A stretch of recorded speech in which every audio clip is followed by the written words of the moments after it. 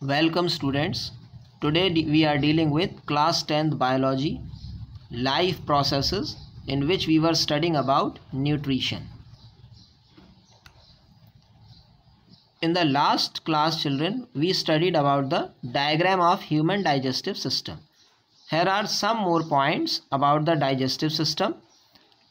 Now the digestive system includes organs which are responsible for ingestion or taking in of food, digestion or breakdown of food, absorption, it is the transfer of food inside cells, assimilation, it is the conversion of food either into energy or to form protoplasm for growth, and egestion or the removal of undigested and the food which is not to be used.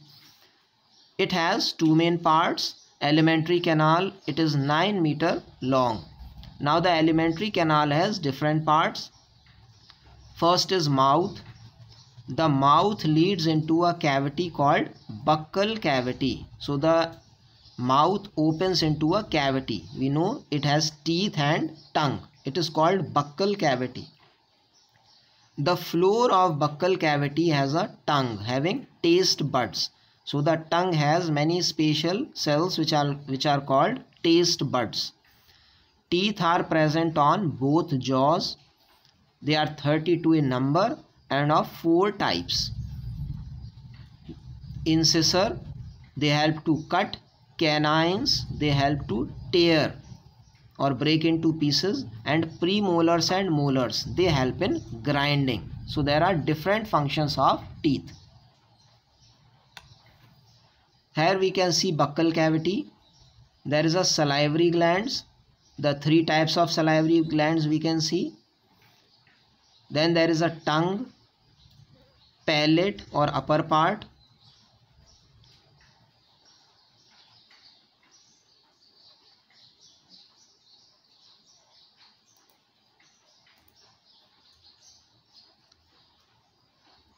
Salivary duct which carries the saliva to the mouth. Epiglottis. So there is another structure which we can see, epiglottis. Epiglottis is a valve or a flap. It prevents the entry of food into the windpipe during swallowing. So it is an important structure, epiglottis.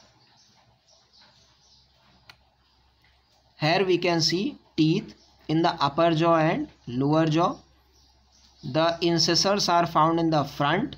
Then there are canines, then premolars, and then molars. So we can see that incisors are found in the front while the molars are found at the back. Human digestive system. The second part is pharynx. It is short conical region, roughly triangular. After buccal cavity, it has 2 parts. Nasopharynx, which is found behind the nasal cavity. It connects to the nose, and oropharynx, which is found behind the mouth. So there are 2 tubes.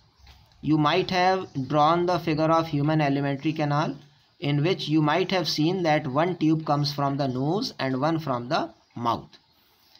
Now epiglottis is a cartilaginous flap. So it is made up of cartilage and prevents the entry of food in windpipe during swallowing.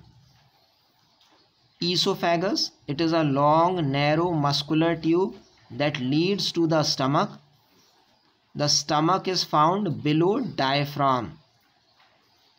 You might be knowing that diaphragm is a thin membrane which separates the thorax or chest from the abdomen or lower part.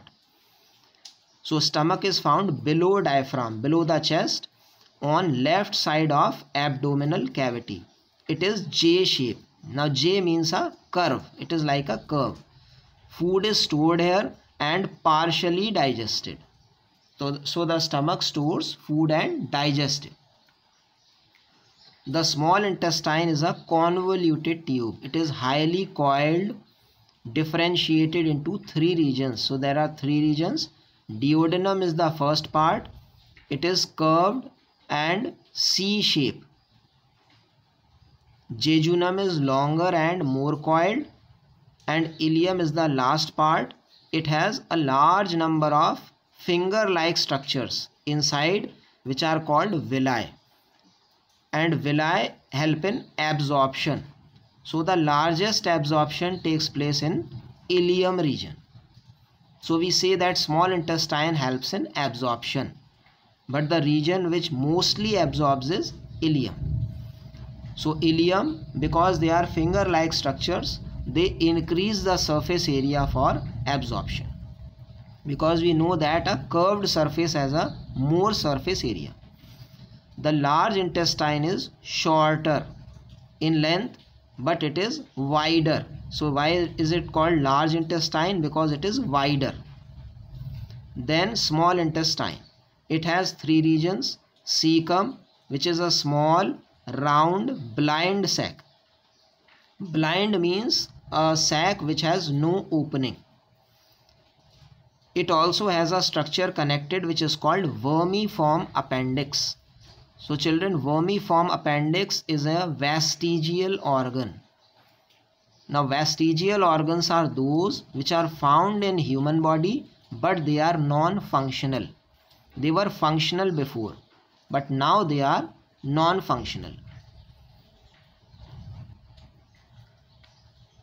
Here we can see villi or finger-like structures in small intestine.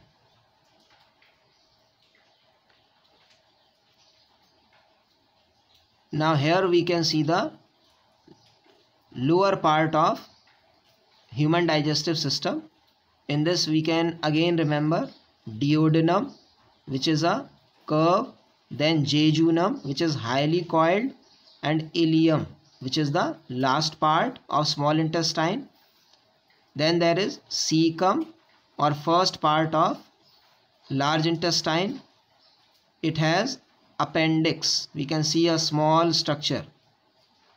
Then colon, which is inverted U shape, first ascending, then transverse, and then descending. So the green part is looking like inverted U. Then there is rectum, and then the opening is anus.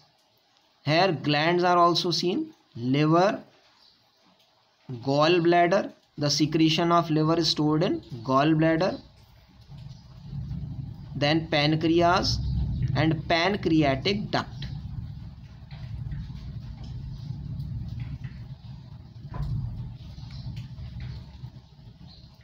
The colon is inverted U shape. Rectum opens to exterior through anus. Now digestive glands. They are the glands associated with alimentary canal. Salivary glands. They secrete the first digestive juice. So the first digestion takes place in mouth.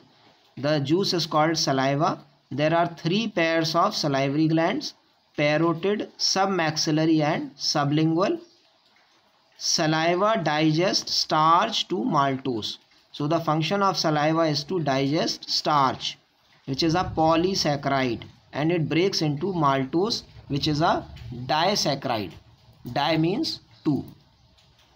Enzyme responsible is ptyalin or salivary amylase. It kills bacteria in food. So saliva contains a chemical which is called lysozyme. It kills the bacteria in food. You might be knowing that lysozyme is also found in tears of eyes. So it kills bacteria. Saliva makes food soft and slippery for swallowing. So the food is made soft and slippery, so it can be swallowed. It dissolves food and helps in tasting. So the food dissolves in saliva and it helps in tasting. Gastric glands. They are found in stomach. They are branched tubular glands. So they are tube-like. They lie in mucous membrane of stomach. So the mucous membrane is the innermost wall of stomach. It produces gastric juice, which contain hydrochloric acid, many enzymes, and mucus.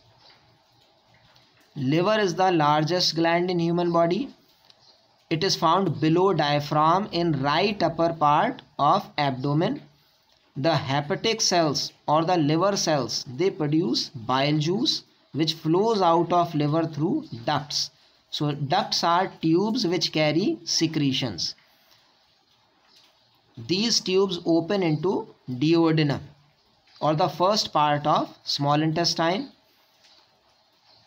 The bile is stored in gallbladder. So the bile released by liver, it is stored in gallbladder. Here we can see human liver. The human liver has two lobes, right lobe and left lobe. Then we can see common hepatic duct, gallbladder, cystic bile duct. So they are connections. Then duodenum. The secretions of liver are finally released in duodenum. Pancreas. So they also release the secretions into duodenum. Pancreas are soft lobulated gland. So pancreas are made up of many lobes. It is found between loop of duodenum. It is a mixed gland.